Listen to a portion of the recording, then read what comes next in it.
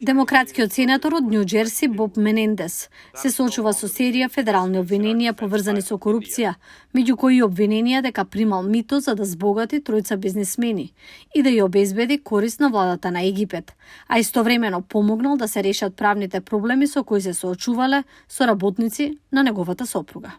Специјалните агенти на FBI спроведува наредби за претрес на резиденцијата и сефот на сенаторот Менендес и Нејдин Менендес во Њу Џерси. Кога стигнаа таму, открија околу $500,000 готовина во коверти во плакарите. Дел од готовината беше ставена во џеповите на јакната на сенаторот. И тоа не е се. Агентите открија и многу злато. Сенаторот Менендес претходно се соочи со обвиненија за корупција во 2017 година, но обвинителите го откажаа случајот откако поротниците не можеа да донесат пресуда.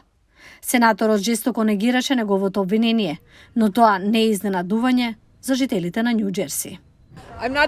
Не сум изненадена. И неговата сопруга исто така е вмешана. И ова е негово второ обвинение за корупција. Воопшто не сум шокиран. Откако претходно се извлече, зошто не би го направил тоа повторно? Тоа е типичен пристап на политичарите. Ако никогаш не бидете осудени, тоа е покана да продолжите да го правите она што сте го правеле. Сенаторот вели дека обвиненијата се политички напад врз неговата кариера. Forces behind the scenes have repeatedly attempted to silence my voice И покрај негирањата на Менендес, правните експерти велат дека обвиненијата против него се сериозни. Тоа е класична шема за подкуп. Обвинението го товари сенаторот Менендес врз 3 одделни основи за заговор.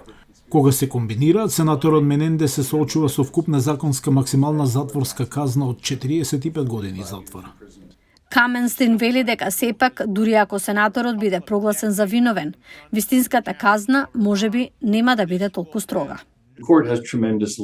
Судот има огромна слобода во изрекување на казната за обвинетиот. Така на крајот на денот сенаторот Менендес може да биде осуден на значително помалку од 45 години доколку биде осуден. Поминато неделното обвинение, сенаторот се повлече од својата лидерска улога во Комитетот за надворешни односи на Сенатот. Поранешниот обвинител и актуелен професор по право Бенет Гершман го смета обвинението против висок актуелен американски функционер како доказ за силата на американскиот правосуден систем. Моето чувство е дека нашиот судски систем, нашиот систем на спроведување на законот се уште се држи прилично силно. Мислам дека обвинението за Менендес покажува дека иако некој се чувствува дека е мокен и дека никогаш не може да биде осуден за последици за нивната нечесност и корупција, тоа не е така. Ако Менендес може да биде кривично гонет и осуден, секој може, дури и поранешен претседател. Експертите велат дека можеби е тешко за сенаторот Менендес да го преживее обвинението политички. Само неколку часа по обвинението, гувернерот на Њу Џерси Фил Марфи го повика својот сограѓанин да поднесе оставка.